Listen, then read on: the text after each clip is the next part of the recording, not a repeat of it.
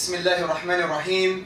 Innal hamdulillah wassalatu wassalamu ala rasulillah. Brothers and sisters and friends and respected guests, I greet you with the warmest greetings of peace, the greetings of paradise. Assalamu alaikum wa rahmatullahi wa barakatuh. Wa alaikum assalam wa rahmatullahi wa barakatuh. May the peace and blessings of Allah be upon every single one of you. What an overwhelming event. I have to say, it's been very hard to hold back the tears. Very overwhelming. And I'd like to say, may Allah, the infinitely merciful, the loving, may He shower His mercy and His blessings and His love on everyone involved in IDC. Because this is the definition of hope. Someone like me who travels around the world,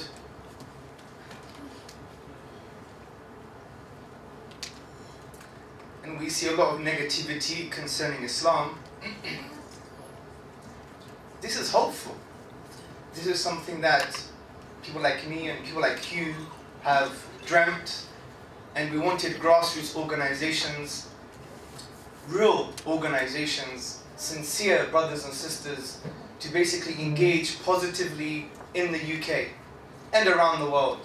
Because brothers and sisters and friends, I have to let you know that people are waiting for you. The Muslims are coming.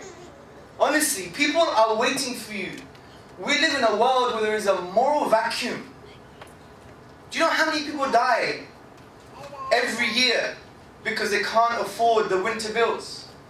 Do you know how many children commit suicide under the age of 14 in this country? Around 4,000. Many of them commit suicide in their own bedrooms. Brothers and sisters and friends, people are looking for this moral leadership. You just have to arise and warn. Articulate yourselves in a compassionate, warm way. And ignore the baggage. Ignore the haters and the naysayers. Because as Ilyas Karmani said, if you walk the walk, people will listen. If you act, people will engage with you. And I sincerely make dua to Allah. I supplicate to the one who hears all supplications and answers supplications, that Allah preserves this organization and Allah continues the good work. Because it was overwhelming. I mean, I was like making dua, I don't break down, right? So I'm here to talk to you about, brothers and sisters, Dawah. What does Dawah mean? Dawah actually means to convey, to call. Allah says in the Quran, "Ud'u ila sabili rabbik," call to the way of your Rabb, to your Lord, the sabil, the path of the Lord, the Master, the Creator of everything that exists. This essentially is what Dawah is. And obviously Dawah has two components. You make the call with your mouth, and you make the call with your behavior, with your state of being. Both are necessary. You can't have one without the other, as Allah says, وَمَنْ. وَمَنْ is here meaning and who. Allah is not asking a question, it's a rhetorical question, which means in Arabic balagha and Arabic rhetoric, the one who is better in speech is the one who calls people to God, to Allah, and does righteous deeds and says, I am one of the Muslims. You need these two components. Now from this perspective, brothers and sisters, I want to try to encourage you from a self-image psychological perspective to think that Dawah has to be part of your life. Now I want you to think about what's really deep inside your heart. Forget your mind for a moment. The intellectual gymnastics, put it aside.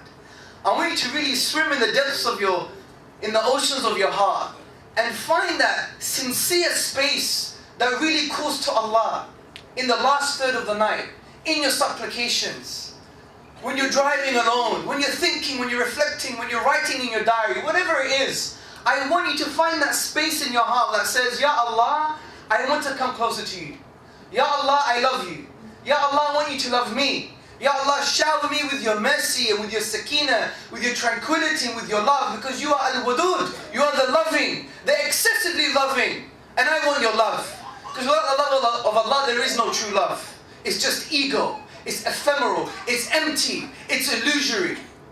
I want you to find that space. And when you see that space, reflect upon it. Because brothers and sisters, if you don't give dawah, that space cannot grow. That sincere space in your heart cannot grow. That iman, that faith, that connection with Allah cannot grow if you're not engaging in da'wah. And let me explain why. It's the words of a beloved Prophet sallallahu alaihi wasallam. He said in a beautiful hadith, which we know was famously compiled by the famous scholar An-Nawawi in his Arba'in, in his 40 hadith, his 40 prophetic traditions. This is the 13th hadith of this compilation. The Prophet, upon whom be peace, said, لا يؤمن أحدكم حتى يحب لأخيه ما يحب لنفسه. You won't truly believe, you won't reach that level of iman, of faith, of love with Allah, unless you love for your brother what you love for yourself. And this brotherhood doesn't mean Muslim. It doesn't mean Muslim. It means insaniya, it means humanity. When we go to the classical ulama, the classical scholars, in the compilation, the book called the Compendium by Imam Rajab al-Hanbali, a contemporary of Ibn Qayyim al-Jawziyah and Ibn Taymiyyah, the famous scholars of Islam, he collected this hadith and analyzed it at length and said, this means human beings. Because the Prophet Muhammad sallallahu alayhi wasallam said, this is also about people in general. So what is our beloved Prophet saying essentially? He's saying, you won't truly believe that space in your heart that you yearn for Allah's love, for it to grow more. It won't encompass the whole of your soul and the whole of your heart unless you love for others what you love for yourself. So I want to ask you a question, brothers and sisters. What do you love the most? What do you love the most? Think about it. It's Allah and His Messenger. As the famous scholar Al-Ghazali said in his book on Muhabba and Uns, on love and intimacy, he said, every human being loves themselves. Every human being loves themselves. What is this type of love? I want to prolong my existence. I want to feel pleasure. I don't want to feel pain. I want to be happy. And if you love yourself, you have to love Allah, because who created the physical causes in the universe in order for you to feel pleasure and to run away from pain? Who created love in the first place? Who is the source of love? Who is the loving? So if you love yourself, you have to love Allah. And Al-Ghazali says, the 11th century theologian, and if you love yourself and you don't love Allah, you're deluded. So from this perspective, we know we love Allah, right? Right? Yeah. We love Allah. Even if you're sinful, you love Allah. It's in our tradition. There was one Sahabi who used to drink alcohol, and then he faced the punishment, and one other Sahabi wanted to curse him, and the Prophet ﷺ said, don't help shaitan against your brother. This man loves Allah and His Messenger, which is a proof that you could be sinning but yet still love Allah. So have hope. Have hope in the loving that loves you more than your mother does, as per the tradition of the Prophet Muhammad sallallahu alaihi wasallam. Have hope in the loving, in whose love you could not really understand and fathom. So we love Allah and His Messenger the most. So the Prophet sallallahu alaihi wasallam is saying, give that love to others if you want to increase your iman, if you want to be a true believer. How do you give this love of Allah to others? How do you do it, brothers and sisters? What do you have to do? You have to give da'wah. You have to call them to this love. Call them to this love. And what better way than to get involved in amazing organizations like this? What better way? I feel humbled. Wallahi, I feel so small.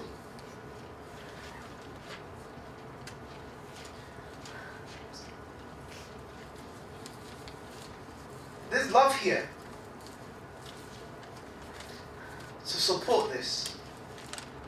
And the dawah, brothers and sisters, not only does it define who you are, if you want to elevate your faith, you have to give the thing that you love to others. Not only does it do that, brothers and sisters, but your dua, your supplication is answered. We all have sick people at home, or in our families. There's problems around the world, Syria, Iraq, even at home in Britain. One in 4 women are victims of domestic violence. Divorce rates have gone high. Children have no fathers, some orphans. Even in Chicago, in America, I was there only a few months ago. Children only go to school downtown Chicago to have the only meal they can because they're poor. There's poverty. We live in a social crisis and social fragmentation and decay. Excessive individualism. I'm alright, Jack, what's in it for me? This is the kind of life that we're living. And we make dua, we make supplication to the one who hears our supplications. And we want them answered. But brothers and sisters, if you don't get involved in the dawah in the ways that you can, your supplication won't be answered. There is a tradition from the Prophet Muhammad sallallahu alaihi wasallam. He said, you will command the good and you will forbid the wrong, the evil. And if you do not, Allah will send a calamity upon you. And you would raise your hands in supplication. Allah will not answer your supplication. Is Allah deaf? He's not deaf. He's the all-hearing, the all-seeing, the wise, al-hakim. But we are deaf to this call. And Allah doesn't inspire Muhammad upon him be peace to trouble you. He's saying this because He knows you better than you know yourself, and He doesn't want to burden a soul more than He can bear. So if Allah is giving you this from the religion, it means you have the capacity, you have the empowerment, and you have the ability to call people to Islam. Because if we don't do this, brothers and sisters, our supplications. I was in Hajj recently, making dua in Arafah, asking Allah for so many things. My parents to become Muslim, the dawah to be successful, you to be successful, to feel loved and happy. But there's criteria.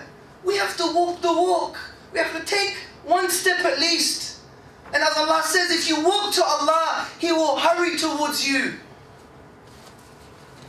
So there's two major things here, brothers and sisters. Self-image psychology, deep, penetrating stuff. If you want your du'as to be answered, no calamities in the world. If you want to elevate your faith, to feel the love of Allah, dawah is the way. Dawah is the way. And if you want paradise, brothers and sisters, dawah is the way. Allah says in the Quran, وَلْتَكُمْ مِنْكُمْ أُمَّةٌ يَدْعُونَ إِلَى الْخَيْرِ وَيَأْمُرُونَ بِالْمَعْرُوفِ وَيَنْحَوْنَ عَنِ الْمُنْكَرِ وَأُولَٰئِكَ هُمُ الْمُفْلِحُونَ. Let there rise amongst your group of people, from a group of people, that they call to the good. يَدْعُونَ, they call to the khayr, the good. Ibn Kathir, the classical scholar, said, this is the whole of Islam comprehensively. They command the good, they forbid the wrong. وَأُولَٰئِكَ هُمُ الْمُفْلِحُونَ. And they will attain success. Imam al-Qurtubi in his tafsir, the classical scholar, he said success means paradise. What is paradise, brothers and sisters? For me, I forget about the fruits and this and that. Do you know what paradise is for me? It's just no worries. It's no worries. I mean, I have children, right? And once you're a parent, you can never stop worrying. And I never realized that until I had kids. And paradise is bliss. Bliss on tap, brothers and sisters. Imagine being in a state of psychology where you're just feeling divine mercy and love. No idle speech, no ego, no worries, no problems, no calamities, no death, no killing. Salam. Salam. From as-salam. Peace from the source of peace, Allah subhanahu wa ta'ala. These are three major reasons, brothers and sisters. Defines who you are. It defines who you are. It prevents calamities, answers your dua, and allows you to enter paradise. If you don't even think about doing dawah after this, then come have a chat with me. Now, there's something very simple we need to get involved in. The Prophet Muhammad sallallahu alaihi wasallam made it very easy for us, brothers and sisters. He said, convey from me, even if it's one, ayah, even if it's one verse. Sheikh Uthaymeen, do you know what he said about this? He said, you don't have to be a scholar to give dawah. You don't even have to have huge knowledge. The only criterion is that the thing that you call to, you must know. Who knows Surah Fatiha in this room? We all know Surah Fatiha. We recite it every day. You're 7 times qualified to give da'wah. Black belt, 7 down. Right? The condition is, the thing that you give, just make sure you know about it. Imam Asqalani, the famous muhaddith, he talked about this prophetic tradition. And he basically said that conveyed from me, even if it's one verse, was said as a matter of urgency, that whatever you know, just give it. Because Islam is an urgent matter. Because death could be around the corner. As some Sahaba, when they used to tie one sandal, they thought they would never live to tie another sandal. So there are cards on the table, and we're launching a project, IDC are launching a project called Convey One Verse, which has been initiated by Islamic Education and Research Academy. Take the cards, and they're so easy. Let me just show you. Look at these beautiful cards. I was in a restaurant the other day, just left one near the flower pot on the table. My wife, she basically had to put some money to get the parking. She put it in the card slot. She didn't damage it, she just put it. So someone has to take it out in order to put their card in. Strategic stuff. It makes it so easy. Put it in the phone booth. You know, give someone a gift, give it to them. This is so versatile. Look at these beautiful ayat, beautiful imagery. Look at the ayah, look at the verse. How can you ignore God when you were lifeless and He gave you life? This is true. You didn't exist forever. You were once lifeless, and then you got life. And He will cause you to die, then resurrect you to be returned to Him. The rivalry in worldly increase diverts you till you go to your graves. Indeed, in the remembrance of God do hearts find rest. So easy. You don't even have to engage with people. We're making it very easy for you. And the Prophet Muhammad sallallahu alaihi wasallam wanted to make it very easy for you. Take these cards and just convey one verse, convey one ayah, brothers and sisters. Finally, in the last 3 minutes that I have, brothers and sisters, remember to take a lesson from today's event. Today's event taught me a lesson which was a manifestation, a practical actioning of the verse in the Quran when Allah says, and who is better in speech than the one who calls to Allah and does good deeds. Remember, it's not just about the calling, it's about becoming that thing which you call to. Being in the state of being, not being a human doing, a human being. Being in that state, just like the Sahaba.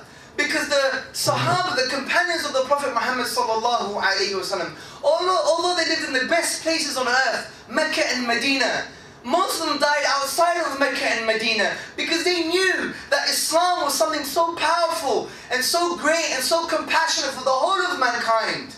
They understood this and they had this sense of urgency. This is why, brothers and sisters, 80 years after the death of the Prophet sallallahu alaihi wasallam, we were in Multan in Pakistan and we were in Spain because we wanted to give this message to people.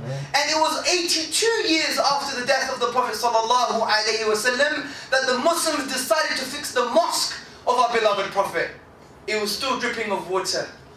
It created a mentality, Islam created a mentality, brothers and sisters, that they wanted to give this beautiful message to the world.